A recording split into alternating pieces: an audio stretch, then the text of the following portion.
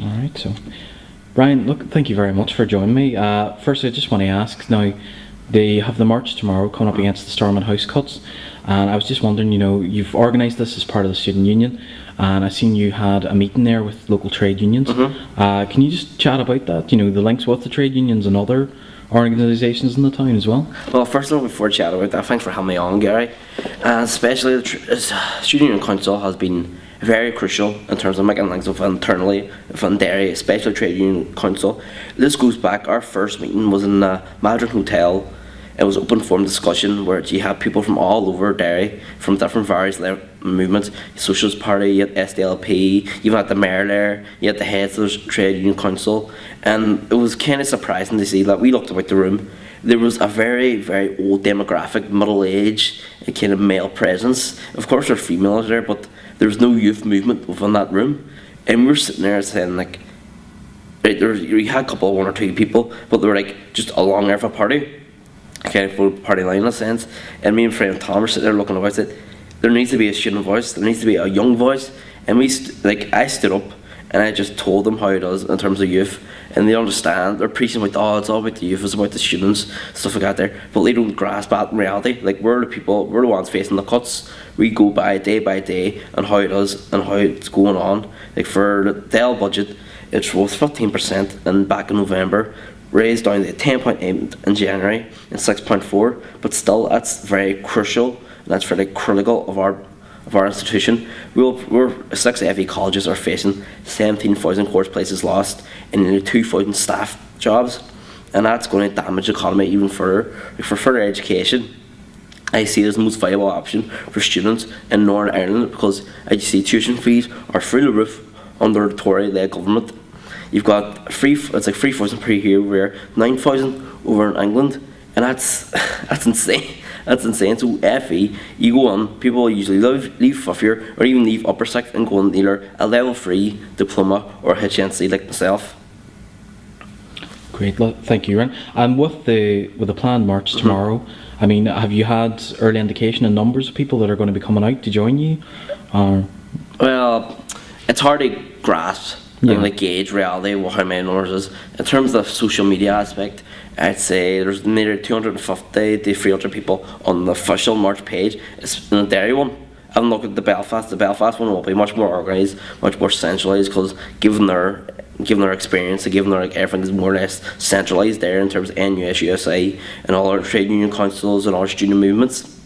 But for Derry in the Northwest, I can see that this is the start of a student movement from Derry, and like, it's great to see that. I'm not calling myself a figurehead, but it seems like me and McGee Student Union are leading the charge for student rights and youth rights within the city.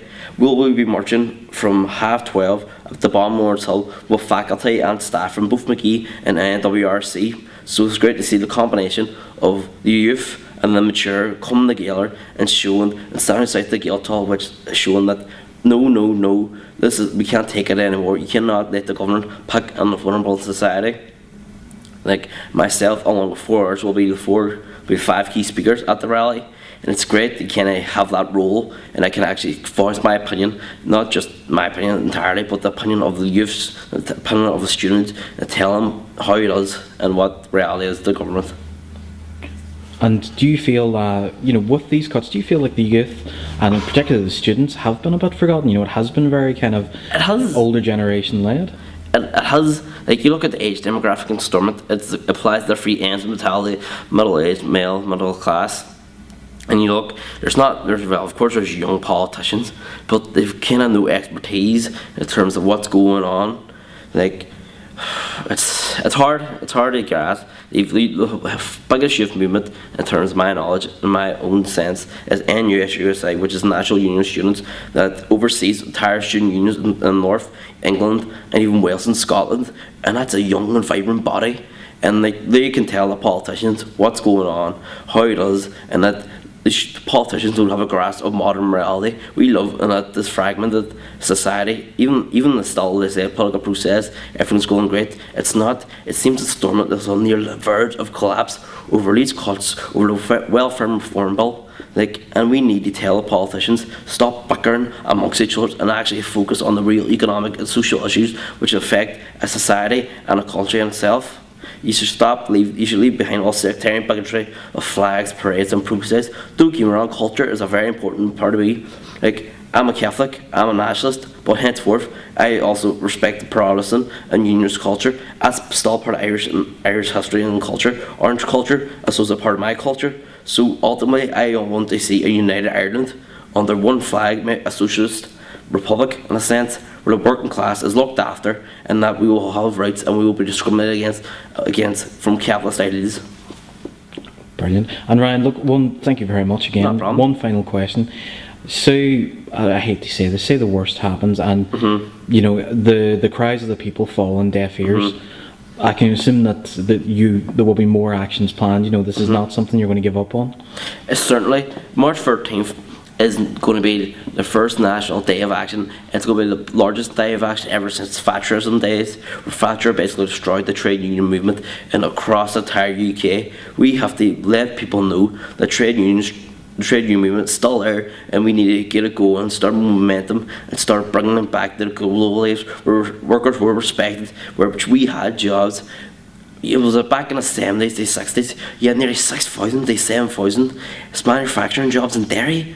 Look, where those jobs have gone? They've left art and climate. They've been outsourced to other countries. Like, I stood in front of I live in front of the old Ben Sherman factory, and I was desolate for like 14 years of my life.